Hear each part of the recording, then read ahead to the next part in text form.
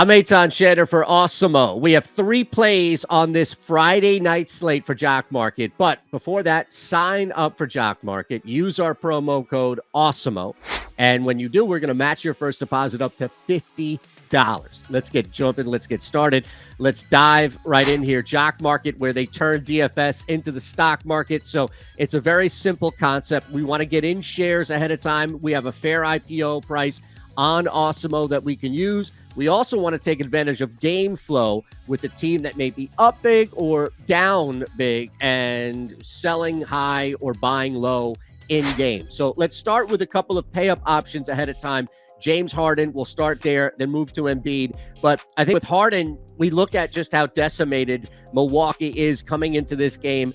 There are going to be a lot of people getting to James Harden with a fair IPO price, somewhat similar to a top 5, top 6 player tonight. The projection is right there as far as a top 5 guy behind Durant. At some point, you get in early and you can see what happens. I don't think that there's any harm by any means. It's not like your Harden stock is going to devalue if he comes out firing. What you could do, though, is keep an eye on this game. If for whatever reason, Milwaukee does come out and Giannis is back. They do have Chris Middleton, no Drew Holiday. That's why we wanted to take advantage of James Harden. You can always look and see if Brooklyn has a step slower, maybe at home for that first quarter or that first half, and then pounce on some James Harden stock because you know it will just devalue enough to make sense to maybe pounce on him. I don't have a problem getting to him ahead of time. It's really difficult for a guy whose hands are all over a game to think that he won't be heavily involved in the Brooklyn that's beating the Milwaukee Bucks. You look at no Holiday, no Connaughton, no Grayson Allen. They don't have a couple of shooters. They lack some depth. It's just a bad night right now to be top heavy if you're going up against a squad like that with Kevin Durant, James Harden out there. That's the biggest difference. You do have Middleton and Giannis to kind of counter that, but there's no depth. That's what I'm saying. You're going up against a squad and you're top heavy. It's just a bad situation against Brooklyn. So we'll take advantage of that with James Harden. The other opportunity here is with Joel Embiid, and you're getting a very similar projection at 45 plus points, just under James Harden's 45.8 is Joel Embiid's 45.7. So we're constantly going to Awesemo using Alex's projection and fair IPO price for each player. Thing about Embiid is he's just been on an absolute tear.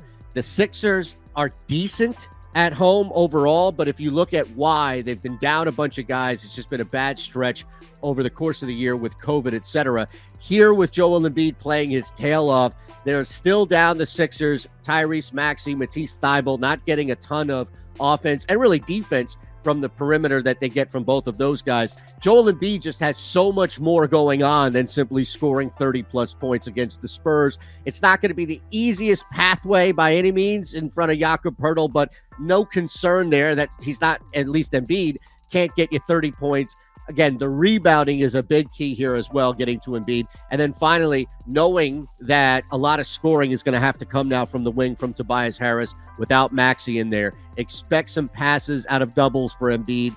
Even the assist category should bump up a little bit. That's why we want to get to Embiid. And I think also when you look at the other slates, this game starting a half hour earlier, people may just forget or may overlook the fact that the Sixers are out there, that they don't have Maxey, that they're down a key scorer, and that's really where we can take advantage of Joel Embiid. Again, the projection is very similar to what we have for James Harden. Our final play is Tim Hardaway Jr., and this is taking advantage of circumstance. No Luka Doncic, not most likely going to play with that ankle injury. We already know Kristaps Porzingis is out. Somebody's got to score. Jalen Brunson is not going to score 50 points tonight. So with his ability, Brunson's to facilitate with Dallas's need to get some scoring here, we have a decent projection for Tim Hardaway Jr. at 24.3.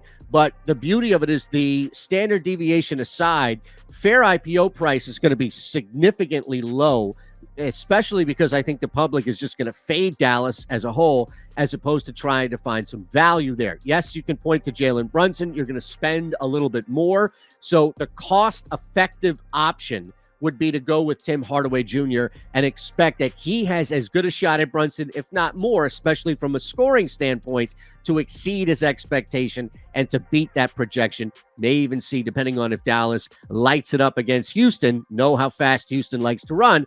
Hey, you get 35, 40 points from Tim Hardaway Jr., you've done your work. All right, so we've got James Harden, Joel Embiid, Tim Hardaway Jr. Those are our 3 plays. Again, use that promo code on Jock Market, Awesemo, AWESEMO, and we're going to match your first deposit up to $50. I'm Eytan Shander. Have a great weekend.